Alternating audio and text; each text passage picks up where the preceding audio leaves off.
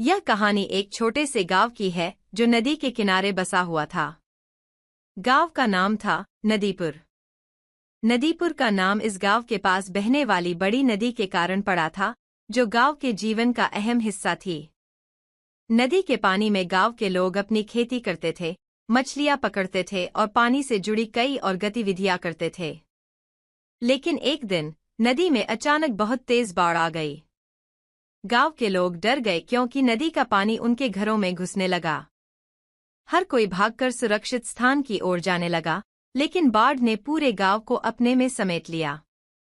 सब कुछ पानी में डूबने लगा। घर, सड़कें, खेत और पशु, सब कुछ खो गया। गांव में कुछ लोग बचे थे और वे टूटे फूटे बर्तनों और लकड़ी के टुकड़ों पर बैठकर तैरते हुए सुरक्षित स्थान की ओर जा रहे थे। इस समय एक साधु बाबा जो गांव में कई सालों से रह रहे थे, उन्होंने कहा, यदि हम सब एकजुट हो जाएं और अपना विश्वास न खोए, तो हम फिर से इस गांव को बसाने में सक्षम होंगे।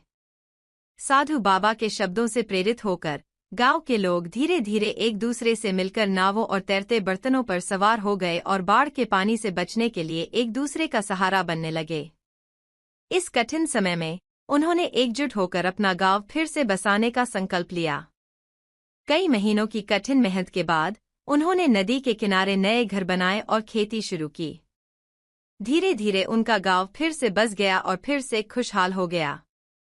नदी की धारा भी शांत हो गई थी और गांव वाले समझ गए थे कि संकट चाहे जितना भी बड़ा क्यों न हो, एकता और साहस से सब कुछ हल किया जा सकता है।